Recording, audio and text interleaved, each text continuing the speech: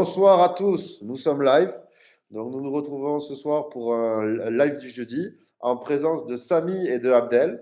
Donc deux amis et deux très fins techniciens de l'écosystème crypto en général, de Starknet en particulier et des Layer 2 de Ethereum tout précisément. Donc, je suis très content de vous avoir. Abdel, ça doit faire un petit moment, peut-être sur les lives du jeudi, peut-être un an, je ne saurais dire, mais en tout cas, Ça fait un moment en effet, mais toujours plusieurs un mois, c'est plaisir. sûr. Merci Et Samy Benoît aussi, pour parce que. l'invitation. Ah, mais c'est cool. Et Samy aussi, je suis content parce que tu fais tes lives évidemment du dimanche, mais moi, je suis content de te coincer pour un live avec moi et avec Abdel. Donc, on va essayer de te cuisiner aussi. Puis, tu nous feras des présentations et des pronostics. Et voilà. Alors, j'avais prévu, tu sais, je t'ai un peu spoil en back-office, Abdel, mais j'avais prévu de te troller parce que moi, en fait, la dernière fois que je suis allé sur Starknet, c'était à l'occasion d'une campagne de NFT qu'avait organisé Argent X, tu vois, et tu faisais des petites missions dans l'écosystème et tu récupérais des NFT. Et bon, franchement, franchement, c'était lent. C'est-à-dire que j'avais eu des meilleures expériences sur Optimism et Arbitrum, alors que tout le monde me dit que c'est Starknet la Rolls-Royce. Est-ce que tu me dirais les petites mises à jour qui ont été faites, où c'est qu'on en est aujourd'hui? Ça fait plusieurs mois que je n'ai pas refait un petit tour sur l'écosystème Starknet. Est-ce que tu me mettrais Mhm. à jour des dernières versions? Je sais quoi, on est sur la V0.12.2 peut-être? Exactement, ouais, tout à fait.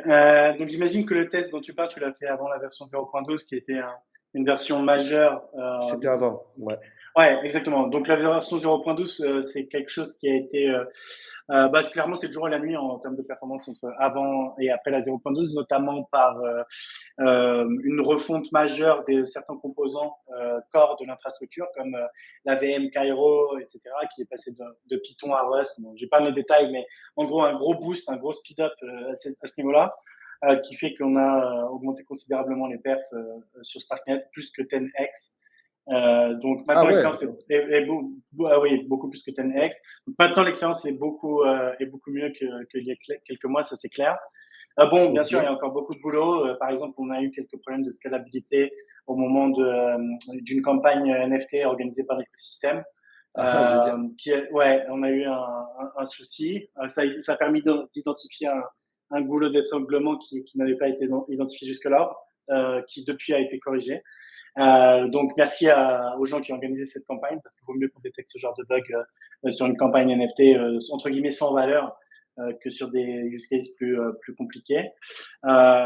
Bon, c'était juste entre guillemets juste un problème de scalabilité, donc il n'y a pas de problème de Ah mais oui, sécurité ou quoi mais que ce non, mais soit. attends, il y a eu une petite, vous avez pas une, comment dire, un week-end en vacances, là. Tu sais que c'est, est-ce qu'il y a eu un petit, ça, Et il n'y a pas eu un week-end en vacances, il y a enfin, un eu week-end en vacances, j'exagère, quelques deux heures. trois heures sans finalité au niveau Deux, trois du heures, c'est L1. très correct. C'est très, Ouais, deux, ouais, trois ouais. heures, deux, trois heures, c'est très correct. Ouais. Et Et- pour être clair, la chaîne ne s'est pas arrêtée, hein. Au niveau du L2, la chaîne a continué. C'est juste que la finalisation des blocs sur le L1 a été délayée pendant de quelques heures.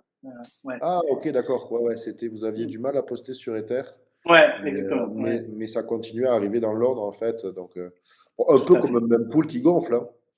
Ouais, tout à fait. Euh, Bah écoute, on a qu'à faire un essai en live hein, de voir qu'est-ce que ça peut donner. Ah, Laisse-moi tu peux partager mon partager ton écran. écran. Alors, vas-y, parce que moi, je suis pas prêt. Et Ah, vas-y, clac, j'ajoute. ok, et ben ok, Mais- là je suis sur Avenue, une date de l'écosystème. Donc là je vais faire un petit swap hein, d'un tout petit montant en Ether en USDC. Donc là, je sais pas. Ah non, vous voyez pas mon extension. Donc là, je signe la transaction là tout de suite. Donc Clac. voilà. Donc là, c'est confirmé rapidement au niveau de la date. Donc Ouais, là, elle c'est a plutôt été sympa. reçue par le séquenceur. Donc ça ne veut pas dire encore qu'elle est incluse dans un bloc, pour être Ouais. précis. Nous, on voit Mais là, juste en fait, il y a l'écran. voilà. Là, il y a une optimistique confirmation au niveau de la DApp. Ça veut dire que la DApp considère que c'est bon. Et c'est fine parce que on est dans un monde où le séquenceur il est centralisé. Donc, tu peux faire de Mhm. l'optimistique confirmation. Et voilà, là, elle est acceptée sur le L2. Ah, vous voyez pas mon bloc Explorer, pardon. Ouais, J'avais on n'a switché pas. d'écran, là, elle vient d'être acceptée sur le L2. Donc là, elle a été incluse dans O- un bloc. Ok, mais c'est quand même fluide, hein. C'est quand même Ouais. là, on est sur quelque chose de plutôt sympa. Là, on est en moyenne entre allez, 5 à 20 secondes pour l'inclusion dans un bloc réel. Mais l'optimistique confirmation, elle est faite très rapidement au niveau de la DApp. Donc, en termes de UX pour le user, c'est plutôt cool. Donc voilà, c'est beaucoup mieux qu'il y a quelques mois, ça c'est clair. On a eu des pics à 126 TPS, donc Ah, cool. sur la durée, mais des pics. On a pu Ouais, gérer des ouais. pics à 126 TPS, donc c'est beaucoup mieux qu'avant, hein, ça c'est clair. Il y a encore du boulot, ça il faut Ok. être aussi clair là-dessus, mais ça va dans le bon sens. Voilà. Juste pour un Ok. petit update sur. Bah, c'est super. Je salue le public et vous inquiétez pas, on relaiera vos questions parce que je vois qu'il y a il y a déjà des gens qui veulent que tu parles de l'écosystème. Donc on parlera de l'écosystème après, hein, les Hérodotus et Kubo, je vois, et Satoru. Donc je ne connais pas tout, mais il y en a déjà qui ont, voilà, qui ont leurs petites questions. On va relayer tout ça. Moi, je voulais en profiter pour continuer quand même avant ça sur. Donc là, on est V0.12.2. Qu'est-ce qui est à l'horizon là, un petit peu la roadmap, on va dire plus ou moins technique. Les grands chantiers, hein, c'est-à-dire que tu n'es pas Hum, forcément obligé d'entrer dans le ouais, on détail. va pas trop découper trop granulaire, mais bon, les gros chantiers, dans ce qui va arriver, l'introduction d'un nouveau type de transaction qui permettra dans le futur de payer les fees à la fois en ETH mais aussi en stack token. Ok. Ensuite, il y a un gros travail qui va être fait sur la stabilité de l'infrastructure, notamment un meilleur monitoring, meilleur benchmarking, etc. Donc il y a eu une prise de conscience qu'il y a encore des choses qui manquent un peu de maturité et qu'on doit améliorer au niveau de la stabilité. Ne me faites pas dire des choses que je n'ai pas dit dans le chat, s'il vous plaît. Ouais, ouais, ouais. Non, mais moi, t'inquiète pas, je vais l'appeler. Vous inquiétez pas, le Ouais, chat, celui-là, cette merde. question, elle est, elle sera posée. Elle sera J'étais posée. sûr que j'allais avoir drame. Ok, j'essaie de Elle gagner un sera peu de temps en posée. Elle attendant. sera posée. Ouais, donc stabilité de l'infra. Ensuite, dans les grosses features qui vont arriver ensuite, alors, il y a le IP 4844 qu'on va intégrer sur Starknet, donc le proto sharding qui va permettre de réduire Oh. considérablement les frais de transaction. Est-ce que Et attends, ensuite, attends, ouais. quand tu donnes tes updates, est-ce que tu as à la louche hein, des temporalités? Ok, donc sur celle-là, le problème, c'est qu'elle dépend pas que de nous, elle dépend de l'Ethereum, Et parce oui, que c'est oui. une mise à jour qui dépend d'Ethereum. Donc bon, j'espère Ah, c'est qu'elle du temps long. arrivera début, allez, janvier. J'espère qu'elle Ah, sera en ok. janvier. Ok. Ouais. Et donc, nous, l'idée, c'est qu'on veut être prêt, quoi qu'il arrive, dès qu'elle est en mainnet sur Ethereum. Bon, c'est Ok. stratégique parce que le problème, c'est que si on l'a pas et que tous les autres compétiteurs l'ont, ils vont bénéficier d'une diminution de fees énorme. Donc, il faut qu'on soit prêt en même temps, sinon, ça va créer un fossé entre les frais de transaction entre nous et les autres, par exemple, Optimistic Rollup ou les autres ZK Rollup. Donc, on se doit d'être prêt. Et c- Euh, on doit être prêt quand il serait le plus tôt possible, même s'il y ouais. a un risque qu'il soit décalé de plusieurs mois ou quoi que ce soit. Et donc ça, c'est quand même, ça dépend de la roadmap Ethereum. Et la roadmap Ethereum, à la louche, c'est janvier 2024. Ouais. Peut-être, probablement, enfin, normalement, les meilleures estimations sont même avant ça. Il y en a qui Ouais, parlent ok. de fin novembre, décembre, etc. Bon, je mets un peu de marge en disant janvier. Mais voilà, ça peut aussi être février. Tu connais comment ça marche. Mhm. Donc voilà. Donc cet update, on dépend de Ethereum. Ensuite, on aura un gros chantier sur l'implémentation d'un fee market sur Ouais. Starknet. Donc ça, c'est quelque chose qui manque évidemment. Le meilleur mécanisme de gestion de congestion, c'est un fee market. On a besoin d'un fee market. C'est comme ça que tu peux réguler l'usage sur le réseau et la congestion. C'est un outil de gestion de congestion, le fee market en réalité. C'est vraiment ça sa fonction Ok. première, éviter que le réseau se fasse spammer et qu'il puisse Ouais. lisser l'utilisation. Euh, et ensuite, en termes de nouvelles fonctionnalités, ça viendra un petit peu après et ce sera Volition. Donc ça, quelque chose de très innovant euh, Volition, que ok. ouais, J'en ai entendu parler, mais je suis ouais, pas au jour. ouais. Volition, c'est un modèle qui va permettre en fait de choisir où on envoie les données. Donc là, par défaut, toutes les données en fait sont envoyées sur Ethereum. Et il faut savoir que Ouais. 95% du Ah, coût vient de ça, du coût d'envoyer la data sur Ethereum. Et 95% des frais de transaction en fait que vous ouais, payez ouais. sur Starknet sont dus à ça. Et donc Volition, c'est un modèle qui va permettre de dire, OK, pour des use cases où il y a moins besoin de sécurité, eh ben, on ne les publiera pas sur Ethereum. Et du coup, comme Et on ça irait coûtera beaucoup où? moins cher. Nulle On irait part, juste où? sur le L2 lui-même. Ça resterait Ok. juste sur Starknet. Donc là, bon, dans mode centralisé, ce sera que sur le séquenceur et les full nodes. Mais après, voilà, t'imagines, tu auras ton L2, bah, les données seront propagées que entre le L2, mais elles n'iront pas sur le L1, en gros. Ça sera ça la Ok. différence. Donc bien sûr, pour des use cases DeFi et tout à grande valeur, ça ne peut pas être utilisé. Mais il y a plein d'use cases où tu peux, ou par exemple du gaming, etc. Ton environnement s'appelait When Token. Alors, attends, mais je vais te former un peu plus monument. On est d'accord qu'il y a un token natif Starknet de prévu ou J'ai des problèmes de connexion, je prends. Non, non, je rigole. Oui, oui, il y a un token. Donc, bon, ce que je peux annoncer, il y aura un token, ça a été annoncé. Il y ouais. a des articles Medium qui expliquent les fonctionnalités du token. Il y en aura trois majeurs, le paiement des frais de transaction, la gouvernance et plus tard le staking pour la sécurisation du réseau au moment où on va décentraliser les séquenceurs. Donc, il y aura un token, oui. Voilà un peu les utilisés de ce token. Mais tout le Grosso monde en veut. modo, Tout le tout le monde monde en en veut. veut. Ouais, ouais, ouais. À quoi servira le token? Donc, je viens d'expliquer. Donc, paiement Ouais. des fees, gouvernance et staking plus tard.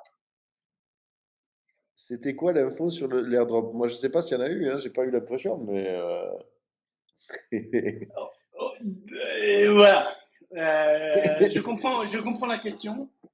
J'ai dit un truc qui n'est pas un secret parce que c'est publié dans une des SNIP.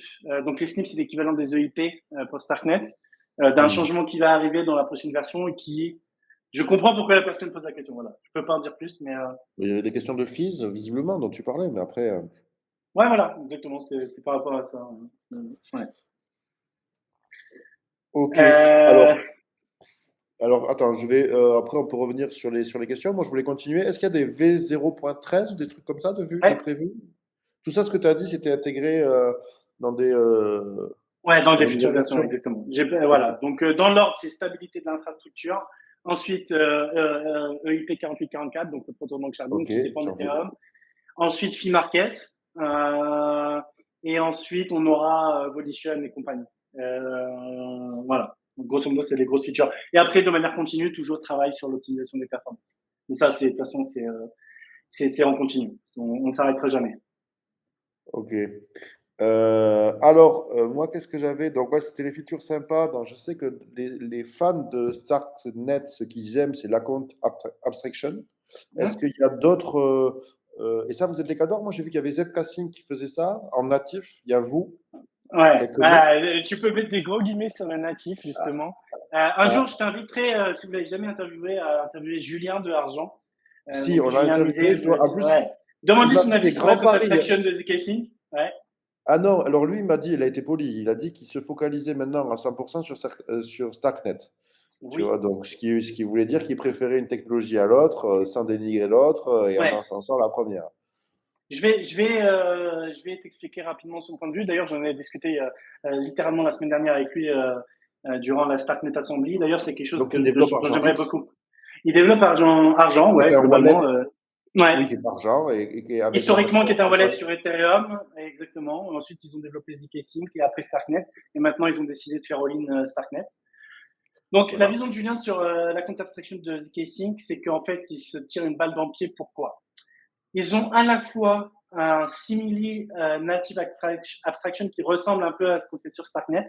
Mais le problème qu'ils ont, c'est que comme ils sont EVM compatibles, il y a une nouvelle mouvance de la Content Abstraction au niveau applicatif avec le RC 4337 sur Ethereum. Je ne sais pas si vous en avez entendu parler, mais c'est Non, quelque pas. chose qui amène de la Content Abstraction, pas natif, mais sur Ethereum et donc par extension sur les chaînes EVM compatibles. Donc ce Ok. qui se passe, c'est que c'est horrible, par exemple pour zk-Sync. Pourquoi? Parce qu'en fait, il y aura trois types d'accounts. Il y aura la Content Abstraction 4337, Oui. Ethereum-like, la compte abstraction simili-native qu'ils ont déjà et les EOA, donc les comptes O- contrôlés par une système. Donc c'est horrible. C'est-à-dire c'est autant de cas à gérer pour une DApp, etc., qui doit prendre en considération tous ces trucs-là, etc. Donc je pense que j'avais pas pensé comme ça, mais c'est vrai que c'est Julien qui m'a éclairé sur le sujet, qui m'a dit qu'en fait en termes de user experience, c'est painful, c'est vraiment quelque chose de très compliqué à gérer. Et ça, on en arrive aux limites de la compatibilité EVM qui est brandie par une force, par certains, mais qui en fait on voit aussi que ça apporte des problèmes de rétrocompatibilité. Le problème, si tu veux être compatible, là, tu limites, entre guillemets, ton innovation. Tu vois, c'est questions qui sont presque en train de rétro-pédaler, finalement. Ils étaient partis en mode natif à compte abstraction, et finalement, ils sont obligés de rétro-pédaler à cause de la compatibilité avec le L1. Donc, Il manque une abstraction pour les abstractions. bah ouais, exactement. Donc, tu te rends compte de la complexité, mais ça va être ça, hein. Vraiment, on va arriver à ça. Et Et du coup, il n'y a que Voilà, vous sur ce segment-là, il y a que en StarTech? natif, à compte abstraction natif 100% sans EA, je crois que oui. J'en connais pas d'autres. Parce que moi, ce que j'avais retenu de Julien, tu vois, d'Argent X, donc qui est développeur d'Argent X, et d'Argent en général, qui fait un wallet, c'est que lui, il est maximaliste account abstraction. Ah C'est oui. Ah bah, son ils ont point de essayé vue. pendant des années de pousser sur Ethereum, ouais, clairement. Ouais. Donc lui, ça Mm. fait longtemps. Et c'est vrai que du point de vue de l'utilisateur, en fait, il développe un wallet. Donc c'est vrai qu'il est à l'interface entre les blockchains et les gens. Les gens, si tu veux, moi, c'est vrai que les blockchains, je les vois à travers le wallet. Et c'est vrai que l'expérience utilisateur sans account abstraction, elle est quand même un peu austère, disons. Mm. Et voilà. Et donc c'est pour ça qu'il vous a choisi. Donc c'est quand même sympa. Euh, ah tiens, Ouais, il y a donc moi, Petit Multivers X. ouais, je suis triboulé sur la compte abstraction natif et je suis content qu'on ait pris le cas de pas de dire, OK, on innove à fond, on n'a pas de limite, on s'en fout de la compatibilité avec le L1, on y va à fond les ballons. Et tu vois, lui, voilà, c'est ça que je voulais dire. Lui, il avait l'air de presque s'en foutre. Je dis pas que ce soit vrai, hein, mais tu vois, de la scalabilité ou de tous les autres problèmes semblait lui paraître accessoire en comparaison de cette feature. Tu vois, pour lui, c'est vraiment la feature qui, qui, Ouais. qui change le game. Ah, Donc, complètement. Ouais. Pour moi, elle est clairement sous-évaluée, hein, cette feature, hein, parce qu'on n'a pas encore vu encore énormément d'adoption des dApps, etc., pour innover avec ça. Nous, sur Starknet, on a eu des cas qui ont fait des trucs assez innovants, notamment la possibilité d'utiliser son compte avec le Face ID de ton téléphone. Donc, littéralement, tu n'as pas de seed phrase, rien du tout. Tu envoies des transactions en t'authentifiant avec ton Face ID. Donc, c'est extrêmement puissant. C'est vraiment comme ça qu'on pourrait avoir de la masse d'adoption pour monsieur tout le monde. et alors, écoute, je reviens sur une dernière question du token, ce sera la dernière, j'arrêterai de t'emmerder. C'était, est-ce qu'il y a eu des tokenomics de publiés ou qu'est-ce qu'il y a eu de... Je ne connais pas la publication officielle et les messages qu'il y a eu à ce sujet de la part des équipes de Starknet.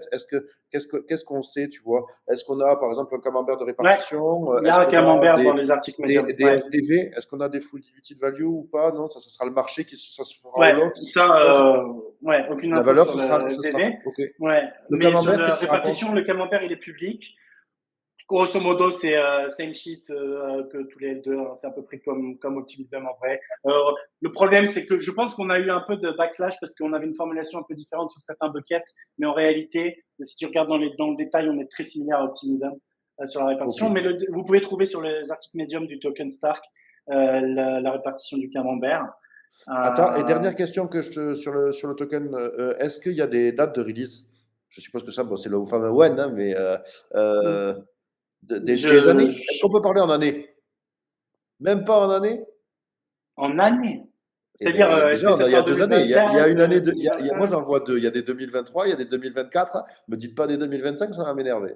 Est-ce qu'on parle en année? On peut, bon, écoutez, en décennie? Je peux pas, Dans je ce peux pas me siècle? Ça prononcer. aura lieu dans ce siècle? Oui, ça aura lieu dans ce siècle et dans Ok. cette décennie. Ok, bon, ben déjà c'est ça. Allez, c'est tout ce que j'ai réussi à avoir, les amis. On passe au suivant. Et alors, il y a quelqu'un qui Il y a eu pas posait mal de une question. questions, ouais. Mm. Ouais, il y a quelqu'un qui posait une question pas mal, qui allait me. Attends. Mais si tu envoies une, d'ailleurs, tu peux au hasard, ce que je vais faire monter. Bon, il y a quelqu'un qui demande si j'ai des news de Eli Ben Sasson. Oui, j'ai des nouvelles de Eli Ben Sasson. Ouais, ça Bon, va. les équipes. Alors, attends. Tac, tac, tac. La capitalisation de Starknet n'est pas déjà énorme pour un invest qui voudrait entrer. Il n'y a pas de capitalisation de Ben Starknet, ouais, il ça y a se une fera au marché. capitalisation de Starkware, l'entreprise, mais pas de Starknet. Alors, la compatibilité avec Ledger, il y a quelqu'un, c'est une question simple. Une compatibilité avec Ledger.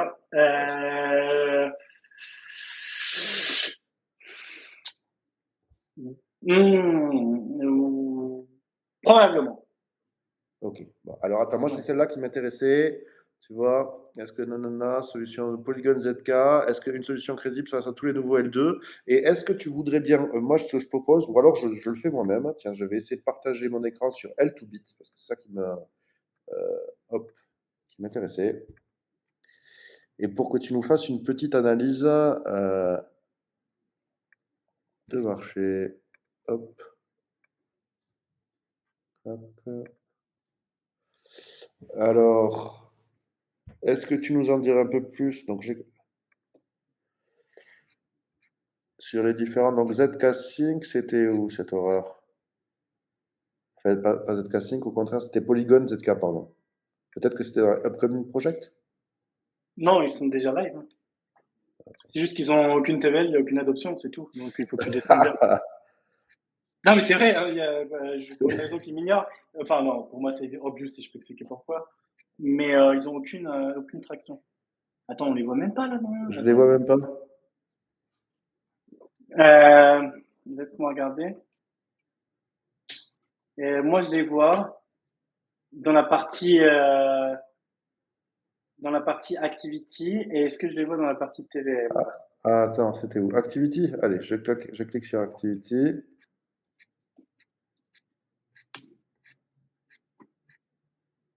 Alors là, en Ah ce moment, je si, vois si, pas si, même dans la partie TVL, ils sont 13.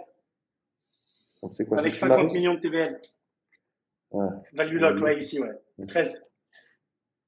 Ok, voilà.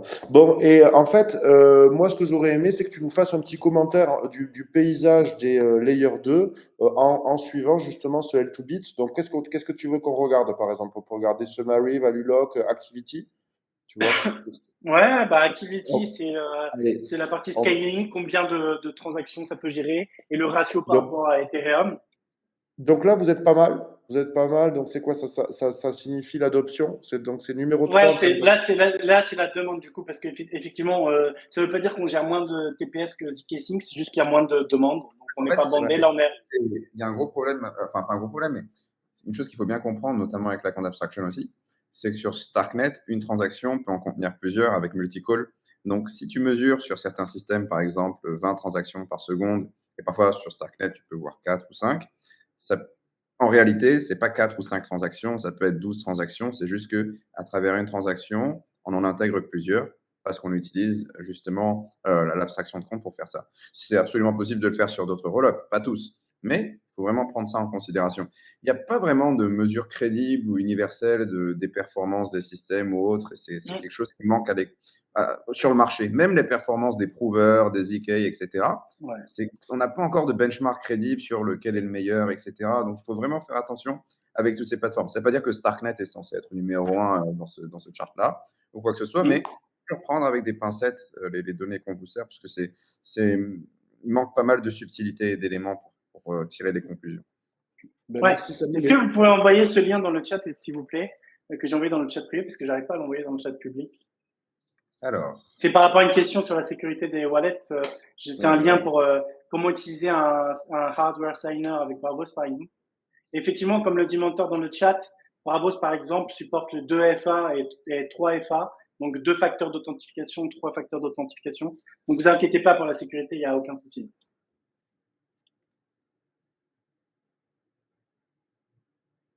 voilà, je suis sur la page que je suis en train de partager. Voilà. Donc, c'est pour répondre à NKKKKK dans le chat. Qui voulait savoir, ouais. Ouais. Qui disait que c'était ça qui freinait sur mettre plus de capital sur Starknet. Ok. Abdel, selon toi, quel serait le plus gros concurrent de Starknet? Ah, c'est une vraie bonne question. Ben ouais. C'est une vraie bonne question. Et selon quelle métrique?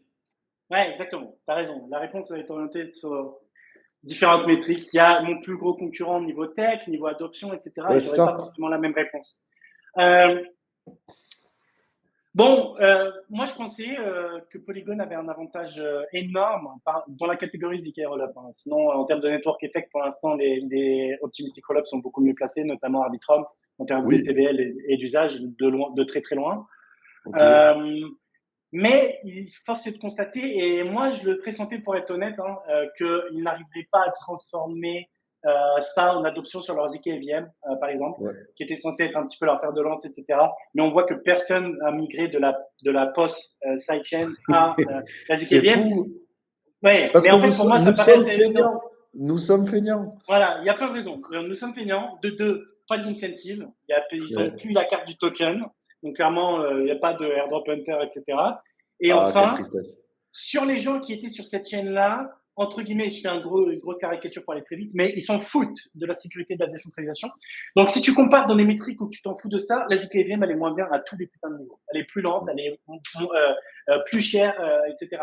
Donc, en fait, les gens sont pas, ce qui était sur la sidechain, pour moi, ils n'ont aucune raison d'aller sur la ZKVM. Et ça, honnêtement, je le disais avant, hein, qui sortent leurs EKVM. Donc voilà. Maintenant, bon, ils sont en train d'un petit peu revoir leur stratégie avec cette vision un petit peu, bon, tout le monde va s'orienter vers un truc un peu multi-chain, que ce soit des L3, des hyperchains, etc., peu importe comment on l'appelle, mais on va tous aller dans cette vision-là. Peut-être ils sont très agressifs sur la partie business développement, comme on le sait, ils sont connus pour ça, attaquer des grosses marques, etc. Donc ils peuvent avoir. Là, j'ai vu que par exemple le founder de Polygon, il a été sur les trucs de Ape DAO, etc. pour qu'il fasse une app chain en utilisant Polygon, et apparemment ça va se faire. Donc ils sont très agressifs sur cette partie-là. Écoute, c'est une stratégie. Moi, je les ai jamais trop respectés pour ces trucs-là, pour être honnête. Ils ont compensé sur la partie technique en rachetant des teams excellentes, brillantes sur la partie ZK. Les teams qui travaillent sur la ZKVM, Hermès exactement, Maiden, avec Bobine, etc. Ils sont incroyables, c'est des ingénieurs de malades. Donc ils ont pu compenser. Bon, c'était une stratégie qui était smart. Ils sont pas totalement nuls. Ah non, ils sont clairement pas nuls. Par acquisition, ils sont incroyables au niveau tech maintenant. Mais par acquisition. Bon, après, puis d'un point de vue user, tu me diras, on s'en fout, que c'est une acquisition, c'est quelque chose qui était in-house. Ouais, exactement. Donc, on va dire que là, niveau tech, ils sont très, très strong. Ils ont Network Effects, ils sont bon côté BD. Donc, ouais. Un des nouveaux entrants, tu vois, c'est Base. Avec Coinbase, tu vois, le combo Layer 2 plus Exchange, c'est quand même un truc puissant. Donc, eux, ils ont fait le choix des optimistic roll-up, je crois, tu vois. Donc, ils ont repris un peu, c'est une variante des Arbitrum, Optimism, Base. Ouais, ils ont la stack d'Optimism, ils utilisent le OP-Stack, exactement. Okay. Et moi, tu vois, d'un point de vue, parce que je me souviens que il faudra me pardonner, mais tu vois, moi, je suis un peu sans foi ni loi, et je me souviens qu'à l'époque où sur Ethereum, tu vois, c'était très cher et très encombré, j'étais allé sur la BSC, tu vois, donc qui n'offre pas des garanties de décentralisation et de choses comme ça, mais ça répondait à mes besoins, tu vois, à ce moment-là. Et je me dis que peut-être, tu vois, un combo Layer 2 Coinbase, je sais pas, tu vois, ça peut onboard des gens. Ça peut, complètement. Ouais. Voilà. Moi, je suis d'accord avec toi. Je pense qu'ils ont un coup à jouer énorme, Coinbase. Parce qu'après, ils peuvent faire des intégrations facilement pour tous les users de leur exchange pour arriver sur leur chaîne. Donc, oui, ils ont fait un très gros coup. Je pense qu'il y a plein de trucs qui jouent en leur faveur. Ils jouent aussi un petit peu sur le cool factor à utiliser la OP Stack. La OP Stack, c'est un peu vu comme le truc qui est très cool, très Ethereum, etc. Bon, il y a plein de problèmes parce qu'ils ont toujours pas de fraud proof, mais ça, tout le monde s'en fout visiblement. Donc, c'est assez hallucinant. Que la promesse de base n'est même pas remplie et que tout le monde s'en fout, ça me fait délirer franchement. Mais bon, et ils ont ça, donc beaucoup de users, etc., des facilités d'intégration sur leur exchange. Et bon, ils ont eu de la chance. Bon, il y a eu deux trucs qui ont boosté l'adoption. Bon, un Memcoin et Friendtech, qui a été une app qui a eu un succès incroyable. Donc bon. La SocialFi, c'est un créneau qui est vachement trending, pour être honnête. Ouais. On en voit de plus en plus. Moi, j'aimerais bien, parce que si tu mettais de l'account abstraction, tu vois, donc une simplicité d'utilisation, plus un peu de scalabilité, à mon avis, on va y venir. Tu vois ce que je veux dire à la SocialFi. Alors, je ne sais pas si actuellement, on a les briques techniques qui permettent à ces applications, tu vois, d'être fluides et faciles d'usage. Je ne sais pas si l'écosystème est encore assez mature. Mais pour moi, c'est quelque chose qui a du sens, tu vois, avec les problèmes de censure, les problèmes de partage des revenus auprès des créateurs, ce genre de trucs. Pour moi, c'est quelque chose qui a du sens. Oui, complètement. Il y a une question qui t'est posée, donc on va hop. Ouais, il y a des questions intéressantes là. Ouais, celle-là et celle du dessous, elles sont très intéressantes. Bon, qu'est-ce que vous pensez de tous ces L1 qui vont devenir des L2 et plus d'avenir pour les futurs L1? Bon, sur la deuxième partie... attends, est-ce que tu peux donner des noms sur tous ces L1 qui vont devenir des L2? Est-ce qu'on a des noms en tête? Parce que moi, je ne les ai pas forcément. Ouais, il y a Celo qui l'a annoncé déjà. Celo qui était une chaîne orientée mobile, très, très orientée mobile, etc. Donc, eux, ils l'ont annoncé clairement. Bon, moi, j'en connais une autre qui est dans le pipe, mais ils ne l'ont pas dit publiquement. Donc, je vais pas le dire. Après, ils travaillent sur un bridge avec Ethereum. Donc, je me demande pourquoi cette chaîne travaillerait sur un bridge avec Ethereum. Elle n'a pas pour projet d'être un roll-up. Après, je sais pas quelle est la chaîne. Peut-être que vous l'avez vu sur Twitter. Voilà, pardon. Non, vas-y, dis si c'est publié sur Twitter. C'est juste j'ai pas vu l'info. Mais si c'est sur Twitter, vas-y. C'est éclairez-moi. Je crois. Ouais, ok, oui. Donc c'est bien dont je parlais. Pourquoi faire un bridge avec Ethereum? Ouais. Donc ouais. Est-ce que ça a du sens? Alors c'est lié à la deuxième moitié de la question. Plus d'avenir pour tous les futurs L1. Moi, ça fait déjà très longtemps que je suis arrivé à cette conclusion que oui, pour moi. Ouais, ça fait assez Comme longtemps. pour Je pense que Ethereum a plié le game. Bon, pour être mais honnête, j'ai un BTC, petit peu. BTC, BTC, Ah oui, non, BTC, Bitcoin, complètement. Bitcoin, je le mets toujours. Quand je dis Ethereum, je mets toujours oui, Bitcoin, oui. pardon. Mais disons-le explicitement, Bitcoin et Ethereum. Pour être honnête, ça va peut-être vous surprendre. Maintenant, presque le seul autre L1 qui, je pense, peut avoir du sens, etc., mais il sera jamais un Ethereum killer, c'est Solana. Pendant très Ah! très longtemps, j'ai été extrêmement critique de Solana. Ah! Je leur ai même chié dessus très fortement. Mais il y a plusieurs choses qui ont commencé à me faire dire que, OK, il y a quand même quelque chose qui se passe. Plusieurs éléments. D'une, ils ont montré une grosse résilience quand même après le collapse de FTX. Donc ça, je trouve que c'est assez louable en termes de la communauté et ce que j'appelle le layer social, qui a montré une grosse signe de résilience. En termes de commu, qui aussi, ils ont fait des progrès incroyables sur la décentralisation du réseau avec leur nombre de full nodes, etc. Bon, bien sûr, les requirements hardware sont beaucoup trop grands, etc. Donc ça reste un problème. Mais quand même, force est de constater que sur des critères objectifs, ça s'améliore beaucoup. Aussi, ça réduit un petit peu le pouvoir de la Solana Foundation parce qu'il y a de plus en plus d'acteurs qui développent des autres clients de la stack, donc notamment Firedancer qui fait beaucoup de bruit, etc. Donc, bon, de toute façon, d'un point de vue engineering, je les ai toujours trouvés très, très strong. Je connais pas mal d'ingénieurs qui travaillent sur Solana qui sont très, très forts. Donc, pour être très explicite, je ne les mettrai jamais dans un Ethereum killer, mais je dois reconnaître, mais à coup de pas, que j'étais un peu trop toxique envers Solana et qu'ils ont montré des signes d'aller dans la bonne direction sur plusieurs égards. D'ailleurs, je vais poster un article Le sur. même commentaire sur Multiverix? Non, jamais. Non, rien à voir. Non, mais pour être honnête, rien à voir. Ça a clairement rien à voir. Mais ouais. Je vais publier un article bientôt sur le concept Ethereum Alignment et j'explique justement que j'ai changé d'avis. En fait, maintenant, j'ai aussi changé la façon dont je me décris. Donc, j'étais arrivé à la conclusion que j'étais un Bitcoin Ethereum maximaliste et maintenant, j'ai changé un peu. Je suis un Bitcoin Ethereum minimaliste. Donc, c'est un peu différent et en gros, la petite différence, c'est que le maxi il va chier sur tout le reste. Le minimaliste, il va dire, OK, c'est possible qu'il y a des choses bien qui vont se faire ailleurs, mais je vois ça comme un risque de distraction et je veux me focus mon temps sur ceux qui ont plus de chances d'arriver à l'objectif final, de résister à des attaques des États-nations, etc. Et pour moi, il n'y a que Bitcoin et Ethereum qui ont ce potentiel. Ouais. Voilà, c'est la différence. Ouais. Ok, très bien. Mais ok, il y a moins l'esprit de décentralisation, ça c'est sûr. Donc c'est un peu plus fragile d'un point de vue de résistance à Exactement. la censure. Ouais. Je considère déjà que même Bitcoin et Ethereum sont déjà capturables Ah oui, bien aujourd'hui. sûr, ils sont pas, Donc, c'est pas gagné. voilà. C'est pas gagné parce Exactement. qu'ils n'ont pas vraiment été attaqués. Donc, Exactement, c'est pas gagné, donc je veux me focus là-dessus parce qu'en fait, il y a un risque de distraction. Si on se focus pas sur ceux qui ont le plus de chances de gagner, en fait, on va arriver, on va se disperser nos forces et tout, et puis en fait, tout pourrait être capturé. Ceci dit, tu salues quand même la progression de l'écosystème et des machins, donc c'est pas complètement ridicule.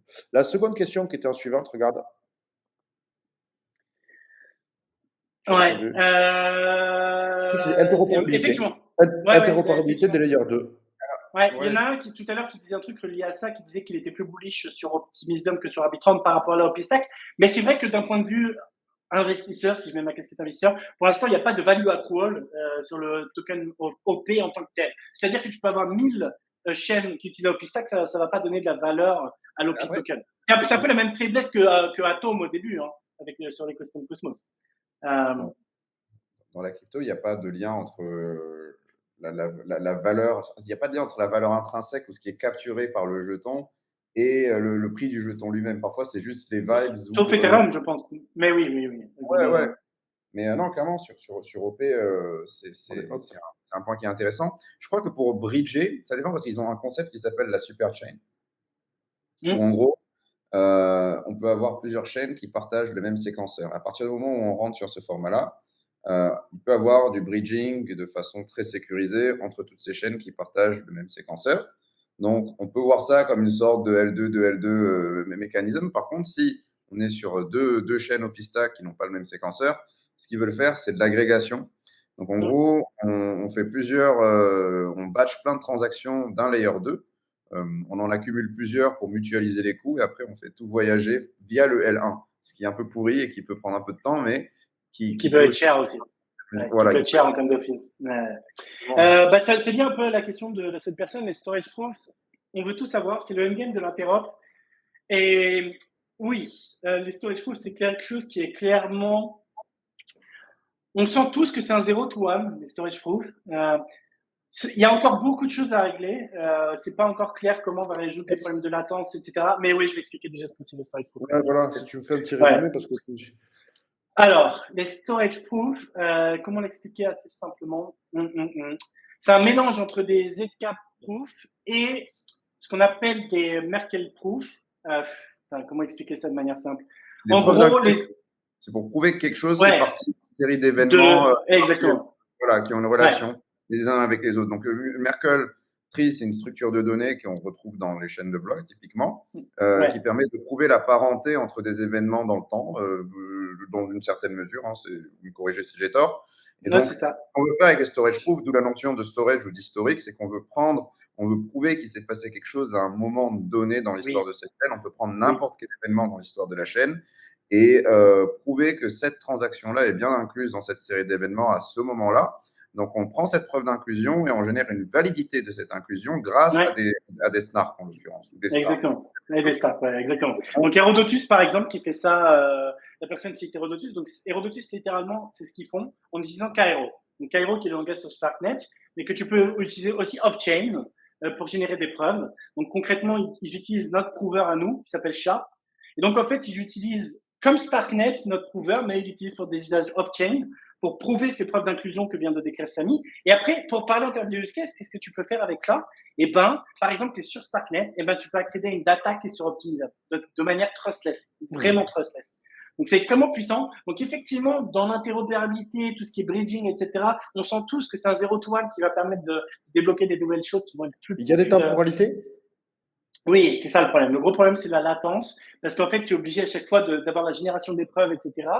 Donc, pour un truc qui serait de transfert instantané, etc. Casper, il dirait que c'est plus un problème, mais bon. Non, effectivement, ça devient de moins en moins un problème. C'est vrai que le proving devient de moins en moins un problème avec le temps, pour deux raisons. D'une, les techs s'améliorent considérablement, et de deux, le proving est massivement parallélisable. Donc, c'est-à-dire qu'il suffit juste, entre guillemets, d'avoir plus de machines, et comme ça, tu peux réduire le temps nécessaire à la création des preuves en utilisant de la récursion des preuves. Ouais.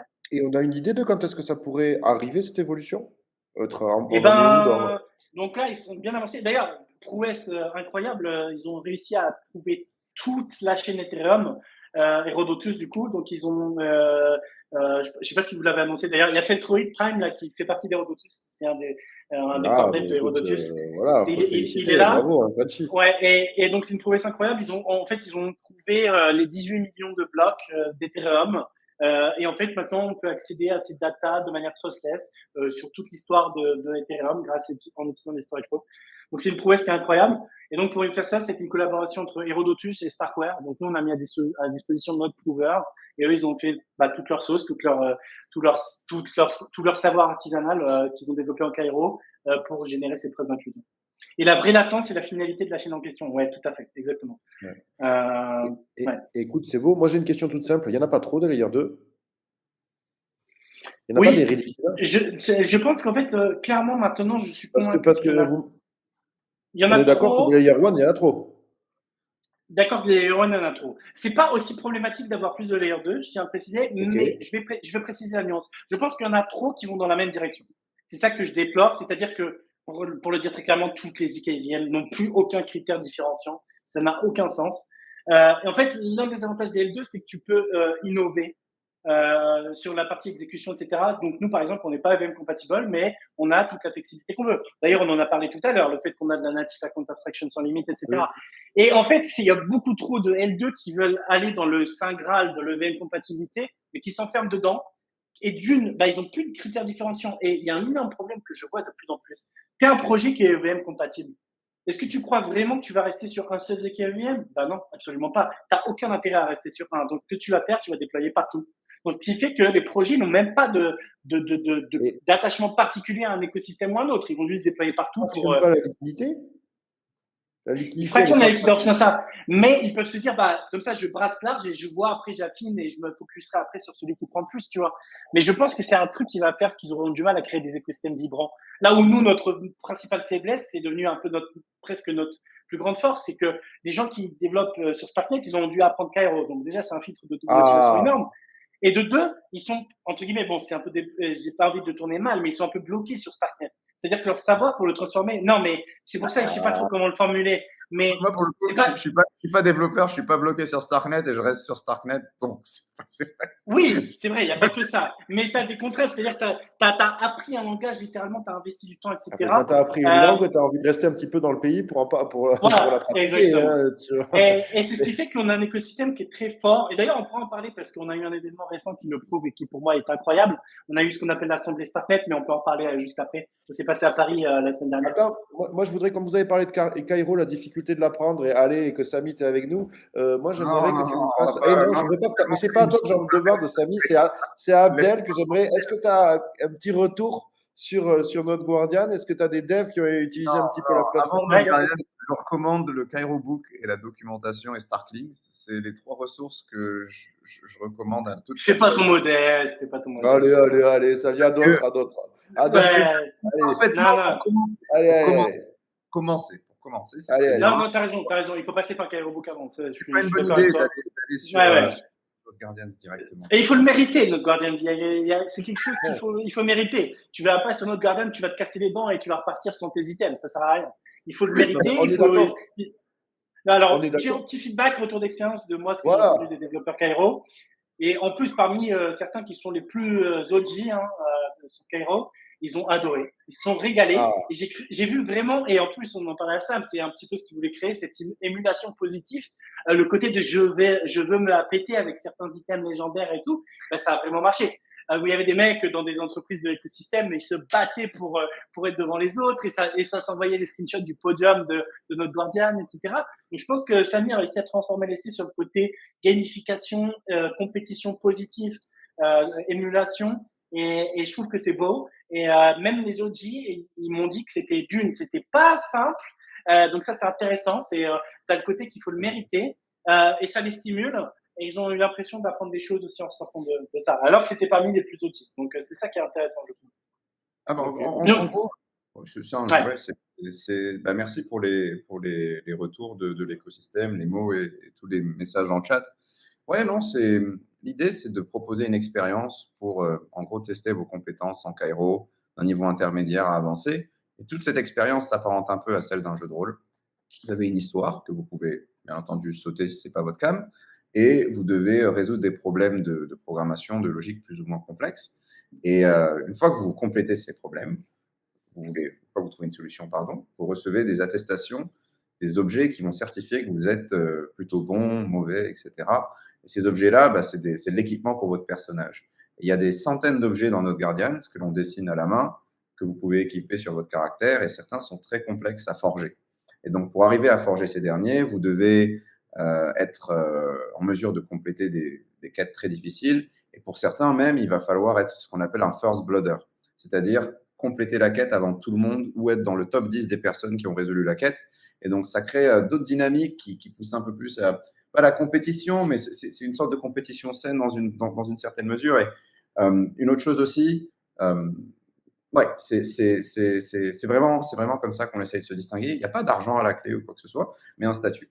Et une fois que vous avez cette armure, ou cette épée ou autre, vous avez ce statut, vous recevrez peut-être même une cape, et vous pouvez vous en servir pour accéder à des hacker house ou pour légitimer peut-être vos compétences auprès d'un potentiel recruteur, d'une entreprise qui a besoin de quelque chose. Ça vous permet d'avancer plus vite. Et en fait, vous apprenez des choses et peut-être, si affinité, avec un peu de chance, vous finissez par contribuer sur l'open source, par obtenir un poste dans une boîte qui vous plaît ou autre. Et ça peut généraliser à de multiples contextes. À la fin, ce que c'est un réseau de réputation. C'est le système pour rendre ce réseau de réputation possible. C'est justement cette expérience de jeu. Mais ce n'est pas un jeu pour faire grossir la valorisation ou autre. C'est vraiment parce qu'on est vraiment convaincu que la gamification, c'est ce qui permet aux gens de donner le meilleur d'eux-mêmes dans une certaine mesure. Même tous ces éléments comme la vanité, la compétition, c'est important pour parfois se dépasser, pour faire de meilleures choses en règle générale. Et donc après, là, je suis sur le Twitter. Par exemple, ça, c'était la dernière compétition qu'on avait faite le mois dernier. Et il y a différentes personnes de la communauté qui ont occupé le podium. Oh, d'ailleurs, il y a une personne qui dit « Je suis arrivé sur Starknet grâce à notre Guardian » et je crois que c'est le même pseudo que sur ton podium. La remonte ton podium. Alors, KLJ. 5e, exactement. Ouais, on le fait. Ah, GG. Bah mec, Donc viens contribuer sur les félicitations. projets. Hein. Pour être honnête, je rebondis sur ce que tu as dit. C'est un énorme fil de qualité. Moi, je suis très serein. Les mecs qui ont fait les quêtes de notre Guardian en Cairo, tu me les envoies. Moi, je vais leur trouver un taf dans l'écosystème ou des contributions rémunérées sur mes projets. Hein. Et je parle très sérieusement. Donc KLJ, viens direct. On va te trouver du taf rémunéré sur l'écosystème Starknet et éventuellement même un job. Ou après, si tu veux créer un projet sur Ouais, c'est Starknet, beau, on peut hein. essayer de t'accompagner, etc. Il suffit juste de traverser le stream. Hein, là. Là, pour le coup, là, Ouais. voilà. Là, l'allure de la plateforme. Et puis voilà. Donc, Et on est. c'est pas invasif. Tu n'as pas besoin de donner ton nom, ton prénom. Tu ne recevras pas d'email ou de choses Ah, comme il est sur ça. C'est Kakarot. pas Azure. Voilà, Votre c'est ami tout. développeur est sur Kakarot. Et donc, Ah, d'ailleurs, ok. je crois que Ah, bah, cool. quelqu'un voulait que tu en parles un peu plus. Ouais, En ok. plus. Mm. Bon, je sais plus. J'ai Ok. vu Et ça. il y a quelqu'un qui voulait aussi que je Ah parle oui, de bon, Satoru, la donc je peux phrase en est un peu parler courte, rapidement. donc celle-là, on la zappe. C'est mal formulé, désolé. C'est c'est les phrases Non, mais sans je peux verbe. dire Comment deux ça mots. s'appelle, ça? Je peux dire deux mots sur Kakarot. Mais Donc vas-y, Kakarot, bien sûr. donc c'est un projet qu'on avait démarré bah, il y a un an du coup maintenant. C'était en octobre de l'année dernière d'ailleurs. Starknet CC Lisbonne en octobre de l'année dernière. Donc l'idée c'était Kakarot, c'est une ZK EVM qui est développée au Cairo. L'intérêt c'est que tu te dis au lieu de travailler sur la partie vraiment très bas niveau sur la génération d'épreuves, ZKP et tout, tu utilises Cairo, comme ça, c'est masqué complètement pour toi, et tu développes une OVM avec Cairo, et ça te fait une ZK EVM. Donc maintenant, le projet est devenu complètement autonome, ils ont levé des fonds, c'est une entreprise, etc. Ils travaillent d'arrache-pied pour avoir bientôt un testnet prochainement, etc. Donc ouais, ça suit bien son cours. Kakarot, ça suit très bien son cours. Satoru, je peux en parler aussi rapidement. Donc Satoru, l'idée c'est Allez. de construire une plateforme de Synthetix pour Starknet inspirée de GMX V2. Donc GMX V2 qui est un Oh, perpetual exchange sur Arbitrum. Leur V2, elle est très intéressante en termes de design. Et en fait, on s'est inspiré de ce design-là pour le développer sur Starknet. Donc le projet marche bien. On a bientôt un MVP qui va être déployé. Et il y a déjà des projets qui veulent construire à partir de ça un business et un produit. Donc moi, l'idée, c'est que je lance des projets, mais en mode public good. Donc on fait le code, etc., mais on n'a pas d'usage commercial. Et après, il y a des gens qui peuvent construire des entreprises, des business avec ces projets. Et donc pour en faire devenir un vrai perpetual exchange qui sera sur Starknet ou sur un layer 3. il y a un retardataire qui vient d'arriver, mais qui pose pas une mauvaise question. En fait, euh, il a visé pas si mal, parce que pour l'instant, le séquenceur est centralisé, non? Donc Ouais, c'est des. Est-ce que ça, c'est dans ouais. les bacs, je suppose? Il y Est-ce a que un talk super si tu t'intéresses au cas de la décentralisation des séquenceurs pour Starknet. C'est un gars qui est juste excellent, qui Il y s'appelle a. Ilya Kolor, en Ouais, fait. il est incroyable. Ouais. Ouais, qui s'occupe partagez, s'il vous justement plaît? de la décentralisation du sequencing sur Starknet, du moins qui Ouais. fait des recherches sur le sujet.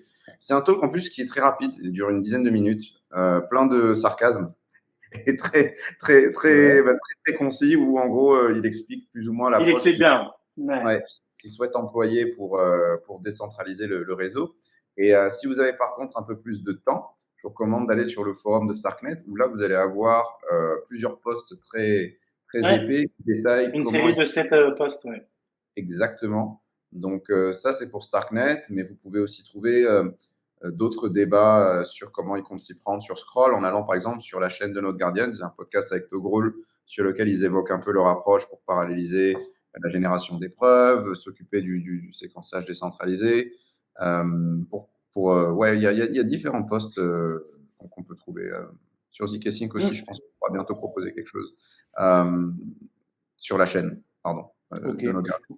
Moi, j'ai une question aussi. Il y a un layer 2 parce on est sur Starknet, mais on est aussi sur les layer 2. Je crois que toi, Samy, avec notre Guardian, c'est les quêtes, en fait, l'ensemble de quêtes sur notre Guardian ne se limite pas à Starknet, même si je pense, que vous avez fait un énorme travail dessus. Il y a aussi d'autres écosystèmes. Donc, ça avait commencé avec du Solidity sur Ethereum. Et je 100%. rêve, parce que moi, tu sais que je suis allé me brûler les ailes sur Secret Network. J'ai tenté tous les moves de la Terre avec du Zcash et du Monero. Bon, quand est-ce que la privacy arrive sur Ethereum? Qu'est-ce qu'il en est de Aztec? Dites-moi quelque chose dessus. Ouais, donc à l'heure actuelle, effectivement, Aztec est le seul qui a voulu se placer très majoritairement sur la verticale privacy. Moi, je suis personnellement aussi comme toi extrêmement bullish sur la privacy. Pour moi, c'est un aspect fondamental et Bah oui. on a besoin de ça. C'est un droit humain fondamental. Euh, donc, Aztec, oui, tout de suite, alors aujourd'hui, à l'heure actuelle, c'est eux les mieux placés pour ça. Nous aussi, sur Starknet, on aura de la privacy, mais elle arrivera probablement d'abord via les Mais, L3 avant d'arriver mais vous aviez sur Grâce le. choisi, moi, de ce que grâce j'avais compris, à c'était la Feltruid, beauty first. C'est Feltruid exactement, c'est un choix. Ouais. qui travaille sur un système qui s'appelle Garaga, qui Ouais, permet exactement. de faire en sorte que les opérations, les efficient pairings soient réalisées que cette opération soit réalisée de façon beaucoup plus effective. Parce qu'aujourd'hui, vérifier des snarks sur Starknet, c'est très onéreux en gaz et Ouais. ça rend tout simplement. En fait, il faut réussir à faire rentrer la vérification de la snark sous 3 millions de gaz aujourd'hui. C'était 1 million avant, maintenant c'est devenu 3 millions de Exactement. gaz. Et pour arriver à rendre cette vérification suffisamment succincte, rapide, pour que ça fit dans ce format de transaction-là, il faut faire beaucoup d'optimisation au niveau modular arithmétique, mathématique, etc. et toutes ces horreurs qui dépassent mon salaire. Et justement, Feltruid, qui travaille chez Herodotus, a ce projet en parallèle qui maintient Bon, le allez, point. je vous spoil parce que justement, il vient de m'en parler littéralement tout à l'heure. On a perdu Abdel. Il faut qu'il revienne. Voilà. J'espère qu'il est. Mais non, Bon. donc pour revenir là-dessus, ça permettrait d'avoir de la privacy sous la forme d'un L3, donc un layer au-dessus d'un layer qui offrirait cette composant-là, Ah, on t'avait perdu. cette fonctionnalité-là. Ouais. Donc, Voilà. Ok. moi aussi, je suis très bullish sur la privacy. Tiens, d'ailleurs, salut Cryptomatrix. Je viens de voir qu'il a rejoint Ouais, le il y a chat. Cryptomatrix qui nous a rejoint. Ouais, très cool. Et alors, quand est-ce que tu Ça m'invites, toi? apporte Ça de fait la longtemps force. aussi. Il y a Polygon Maiden aussi qui travaille sur du client-side proving en fait, et qui n'a pas la structure des blockchains classiques. C'est vraiment basé sur c'est une architecture vraiment différente de celle d'Hermès et qui devrait aussi apporter de la privacy. Je pense qu'ils seront en prod en février 2024. On a eu la chance de discuter avec eux pour justement Maiden ouais, ce sera aussi privacy oriented. Après, en termes de Alors, performance.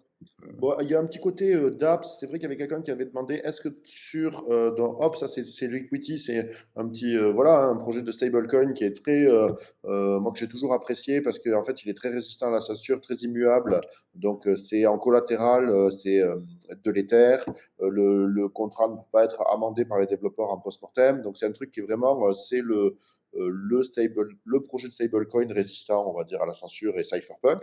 Donc moi, je l'apprécie. Est-ce qu'il y a des projets de, je sais pas moi, de stablecoin sur Starknet?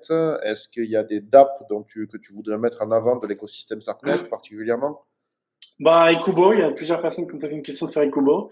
Donc, Ouais. Ekubo, pour la petite histoire, c'est le founder s'appelle Moody.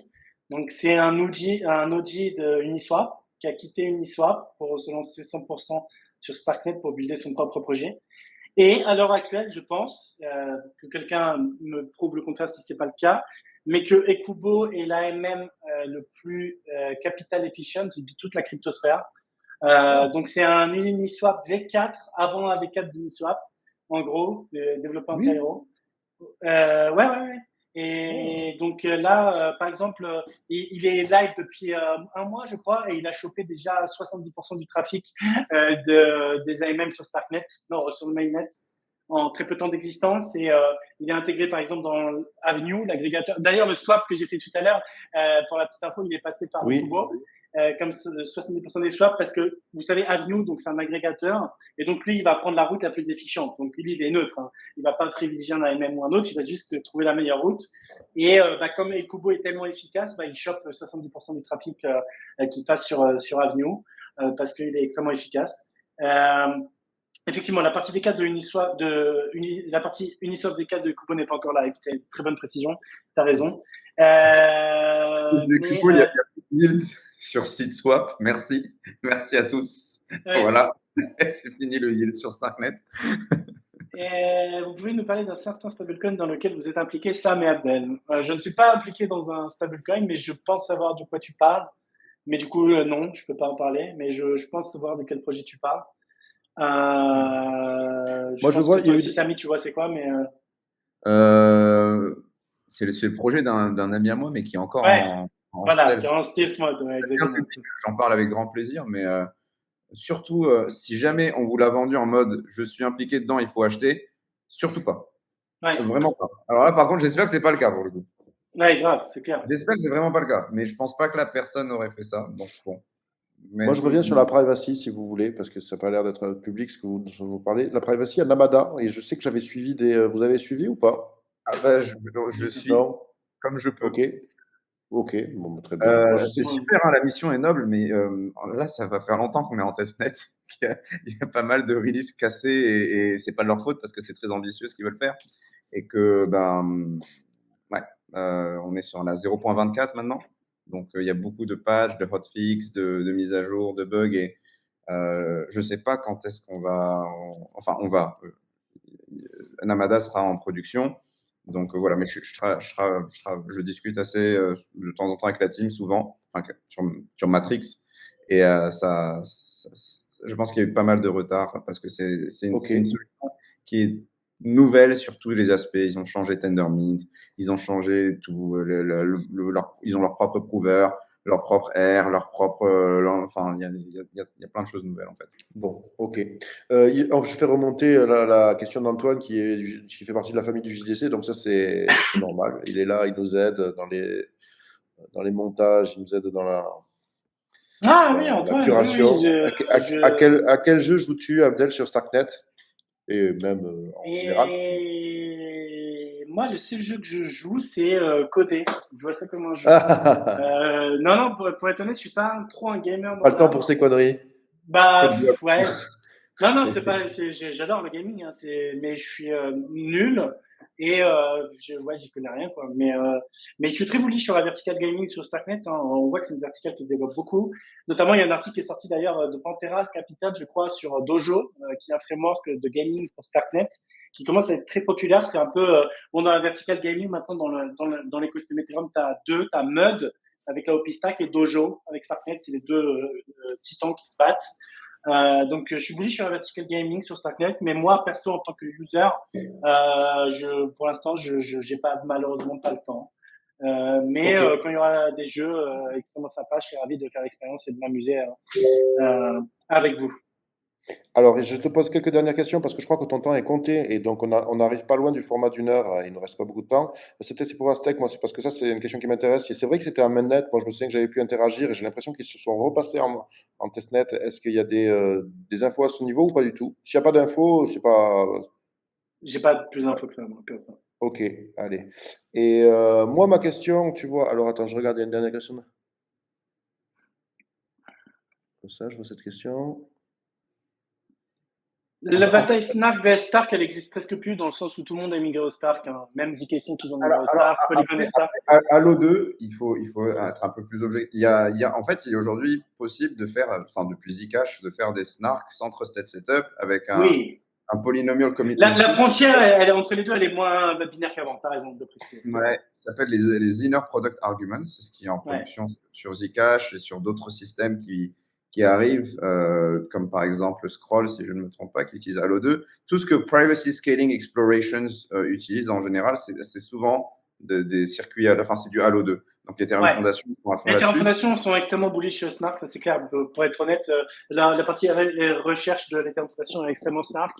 C'est vrai qu'ils poussent à fond dans les Snark. Et d'ailleurs, ça a été un peu. Pour un petit conseil pour quelqu'un, apprendre Cairo, la nouvelle version en cours de développement. Donc moi, je suis pas au courant de tout ça, mais est-ce que ça a la du nouvelle sens? version.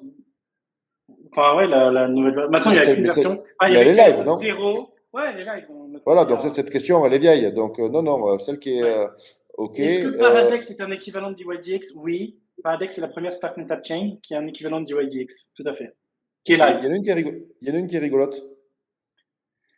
Eh ben, c'est très simple. Ils sont là. C'est nous trois. Ah, non, non, non. Non, non, non. Je pense qu'il y a Vitalik déjà. Oui, Vitalik, sans hésitation. Qui est intouchable. Satoshi. Bon, Satoshi, oui, voilà. Intouchable. Mais admettons que ce soit une personne individuelle, donc oui. Après, ça dépend si on dit génie. Est-ce que génie c'est visionnaire? Est-ce que c'est. Les personnes que tu admires le plus. Ah. Quelles que soient tes raisons. C'est-à-dire que. Ouais, d'accord. Ouais, c'est une bonne question. Vitalik. Bon, Satoshi, je peux pas vraiment l'admirer parce que je le connais pas. Quoique, si, en fait, tu peux admirer quelqu'un sans le connaître. Ouais, oui, moi aussi. Accordé. J'admire Eli Ben Sasson aussi parce que je pense qu'il a chamboulé de l'informatique en général, hein, même pas que la blockchain. Hein. L'invention des stacks, c'est quelque chose qui est quand même, il y aura un avant et un après. Et je pense on n'a pas encore vu un Il y a centième SBF qui est un génie. Effectivement, dans les génies du mal, il y a SBF. Oui. Pardon, je te coupe. Gavin Wood, je pourrais le citer, effectivement. Gavin Wood, je le respecte beaucoup. C'est un mec aussi qui est très hands-on. C'est pas juste qu'un visionnaire. Il va aussi mettre les mains dans le cambouis, etc. Il a énormément contribué sur Ethereum dans les early days, etc. Allez, dans mon parcours, de toute façon. Non, mais t'as bien répondu. Je veux dire, Satoshi, Vitalik et Ben Sasson, c'est mon parcours. Bitcoin et allez. C'est la logique. C'est validé, c'est trois. On a les trois layer one. Enfin, pas layer one d'ailleurs, mais enfin, les trois grands écosystèmes. Bon, je te gratte, allez, 2 minutes de plus, mais vraiment. Rapidement, il y a quelque chose que veulent les gens en général. C'est coup de cœur, coup de gueule dans les cryptos. Est-ce que tu as des projets que tu veux mettre en lumière qu'on n'a pas évoqués, tu vois, ou des mises en garde que tu veux faire? Ça mise en garde. De manière générale, c'est un message assez général. Essayer de vraiment creuser, de voir au-delà de l'aspect marketing, etc. Je sais que c'est pas vraiment facile, mais je pense que c'est important d'essayer de faire la part des choses dans cette guerre du marketing, etc. Mais sinon, j'ai pas un coup de gueule particulier à faire. Bon, après, c'est le procès de SBF en ce moment, donc on peut dire. Oui, lui, il faut le pendre. Voilà. Oui, voilà. Donc ça, c'est réglé. Non, ça, j'ai rien, pas un énorme coup de gueule là en tête. Ok, et coup de cœur. Bien sûr, Multiverix reste toujours de la merde et ça change pas. Bon, ben voilà, un petit tir, ça c'est un tir classique, un glavio. Dans le jargon. Mise en garde, fraud-proof, ouais, exactement, ça c'est un bon point. Voilà, c'est dans un des exemples des aberrations qu'on voit dans notre écosystème, des systèmes qui ont des milliards de TVL, qui n'ont toujours pas les promesses de sécurité initiale. Donc comme les optimistic roll-up, etc. Donc ça c'est inadmissible. Moi j'ai une question simple, là, le plus à chier de tous les layers 2. Hein. Est-ce qu'il y en a un qui. Le plus à chier. Bon, déjà, ceux qui remplissent pas la promesse initiale, littéralement, je les appelle même pas des L2. Hein. Moi, je peux pas les appeler des L2 quand ils ont pas des fraud-proof. Mais sinon, le plus à chier des L2. Non, mais par exemple, parfois, il y a des trucs qui ont une traction énorme et en fait, qui est pas mérité toujours, tu vois. Mais bon, ok, si t'as pas de vision, je peux pas t'arracher les. Non. C'est une question EV-, hein, si jamais, non, je vais rien dire. Moi, j'envoie des, tu sais, c'est EV-, mais moi, ça, j'ai pas, pour être honnête, j'ai pas d'affinité avec zkSync, pour être honnête, j'aime pas trop.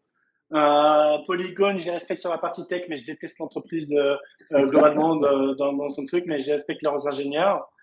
zkSync, j'aime pas trop, ça respire le fake, je sais pas, j'aime pas, mais c'est un feeling. Pour être honnête, je fais un précis. Allez, je te sors de là, Abdel, tu t'es offert. La dernière question, c'était BitVM.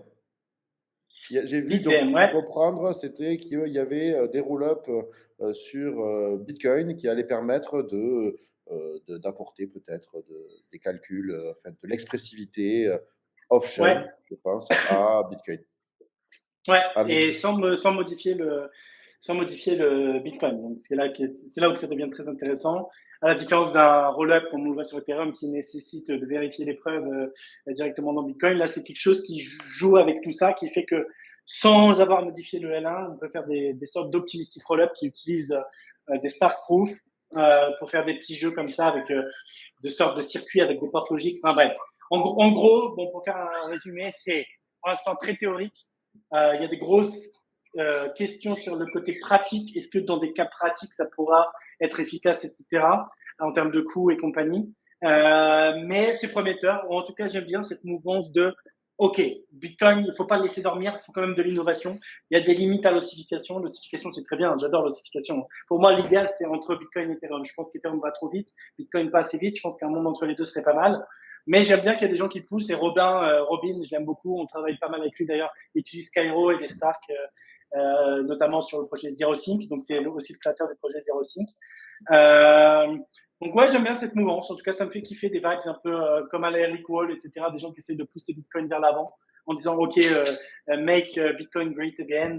Voilà, il faut innover sur Bitcoin et pas le laisser dormir. Donc, j'aime bien cette mouvance. Oh. Ne nous enflammons pas sur le côté pratique. Et c'est pas, j'ai vu des gens qui publiaient des vidéos, BitVM, 20 000 altcoins en sueur, par exemple, Crypto John, etc. Ne vous enflammez pas. On attend des cas pratiques. Et voilà. Mais c'est aussi ça, je pense que c'est intéressant de se dire que bon, Même si tu as un Bitcoin maxi, au moins il faut respecter Ethereum qui pousse des innovations qui pourront être bénéfiques un jour à Bitcoin. Même si tu au moins le voyais Ethereum comme un bac à sable d'innovation sur lequel on peut tenter des trucs et on peut piocher les meilleurs pour Bitcoin. Donc voilà, moi je suis content, j'aime. Bon, Coup ok, de cœur. voilà, t'aimes l'esprit et t'attends. En fait, Ouais, j'aime l'esprit, j'attends, il faut continuer. Voilà. Et puis voilà. Bah écoute, mais merci beaucoup. Moi, j'ai hâte de te retrouver dans quelques mois pour avoir les futures mises à jour. Et c'est vrai que on s'impatiente hein, parce que moi, je suis aussi du côté des gens qui sont dans le when. J'ai envie de voir un petit peu des nouveautés, disons, sur Starknet. Ça me plairait. Ouais. Avec grand plaisir. Ok. Et je suis de près. Ah si, j'avais un dernier truc, Celestia. Vous avez un mot sur Celestia? Quand je regarde, qui n'est Mainnet, pas tout à fait un layer. ouais. C'est un layer one, c'est quoi? Comment vous le qualifiez? C'est un layer one, mais pour la partie data availability. Donc, par exemple, ça peut servir à des roll-up, justement. Au lieu d'envoyer de la data sur Ethereum, bah, tu l'envoies sur Celestia, ce serait moins cher. Bon, il faut pondérer parce que tu peux te demander quel est l'intérêt, par exemple, si Starknet a le même market cap que Celestia, les deux sont proof of stake. Est-ce que tu as plus de sécurité à publier tes datas sur Celestia? Bah non, en fait, parce que la sécurité économique est la même.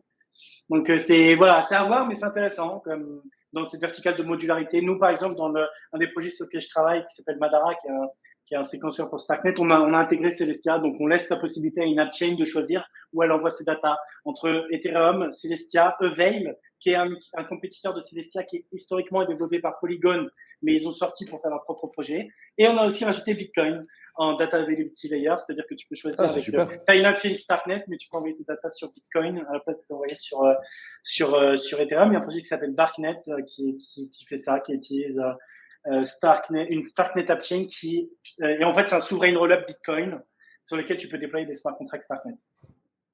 Eh bien, les amis, vous êtes des puits de science. Hein. C'est vrai que ça fait. Donc c'est la modularité à son paroxysme. En fait, on prend des briques, on les assemble, on les triture un peu. Donc j'aime bien ce paradigme de modularité.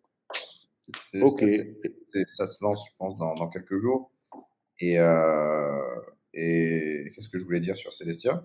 Je pense qu'ils vont quand même avoir un avantage en termes de coût à leur lancement, vu que dans le sharding, les performances idéales ou visées pour le bank sharding ne vont pas être atteintes avant plusieurs années ou plusieurs mois du moins.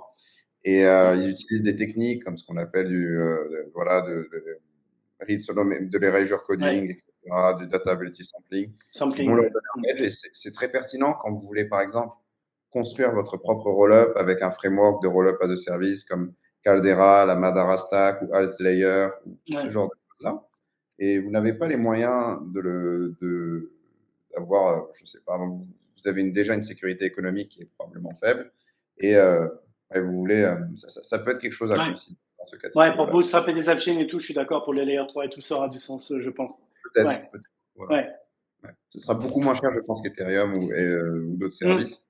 Et Celestia, c'est un one-way bridge. Ils utilisent des fraud proof pour éventuellement contester des données qui ne seraient pas intègres. Et d'autres systèmes comme, par exemple, EigenDA utiliserait KZG, donc de la cryptographie, de l'intégrité, ce qu'on appelle des KZG opening, pour garantir que la donnée est viable. Oui, tout à fait. C'est la même chose d'ailleurs qu'AZG qui est utilisé sur Ethereum pour 4844, pour la petite histoire. Ouais. Exactement. Et si vous suivez un peu les dramas, il y a un monsieur qui s'appelle Zuko Wilcox. Qui est anti-trusted setup, exactement. C'est qui bossait avec Eli Ben Sasson sur Zcash, qui est absolument anti-trusted setup jusqu'à la moelle. Et moi aussi, personnellement, je suis aussi anti-trusted setup et j'étais contre le fait qu'on ait KZG sur Ethereum. J'en avais parlé à Vitalik d'ailleurs. Il avait fait l'effort d'essayer de réfléchir à une solution qui n'impliquerait pas un trusted setup en utilisant Fry notamment. Mais les gens ont trop poussé malheureusement et ça s'est fait. Mais moi, je déteste les trusted setup aussi. Après, parce que surtout, non, mais d'un point de vue pratique, effectivement, le fait qu'il y ait besoin que d'une personne honnête, tu te dis, bon, allez, c'est sûr, la cérémonie. Mais c'est par exemple les gens qui n'étaient pas là, ils n'ont aucune garantie d'avoir leur souveraineté à 100% dans 10 ans, par exemple. Tu vois, les gens, ils n'étaient pas là. Et dans 10 ans, tu arrives, tu dépends d'un truc qui s'est passé il y a 10 ans, tu n'avais pas la chance de le sécuriser. C'est un peu plus conceptuellement que je trouve ça. Pratiquement parlant, oui, elle a été sécurisée. Voilà, mais bon, après, tu sais, la vie est une affaire de compromis. Hein, Typiquement, Marlin, il y a pas mal de snark à base de trusted setup qui, sur le papier, sont 10 000 fois plus performants que Stark, ce que tu veux. Et puis, un autre truc qui fait beaucoup de vagues en ce moment, qu'on appelle des folding schemes. et Ouais. les comptes qui soi-disant, vont mettre les Stark à la rue ou autre. Et donc, on trouve de nouveau des débats un peu voilà, de Ah ce ouais. genre de Pour l'instant, les communication. débats, ils sont que sur le papier, hein, mais oui, c'est la mouvance Non, et le podcast. A16Z. Mais il faut savoir que ces mecs-là, ils détestent Starkware, hein, pour le dire très clairement. Justin et A16Z, voilà, ils essaient de. Mais pour l'instant, c'est que des trucs sur papier, donc on attend de voir en réalité. Ouais, bien sûr.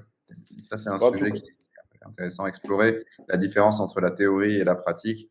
Ça Exactement. s'applique pas que pour la cryptographie, hein, même pour les systèmes distribués. Chaque fois, on vous dit, on a une blockchain qui fait 500 000 transactions par seconde. Oui, mais Et quand c'est tu arrives sur le mainnet, avec tous ouais, les ordi connectés avec un câble Ethernet. Ça, oui, il n'y a pas de ouais, souci, ça marche, il n'y a pas de ouais, problème. ouais, exactement. Mais bon, Ok, ouais. bah, je vais devoir vous laisser, les amis. En tout ben cas, un oui, grand en merci tout à cas, vous.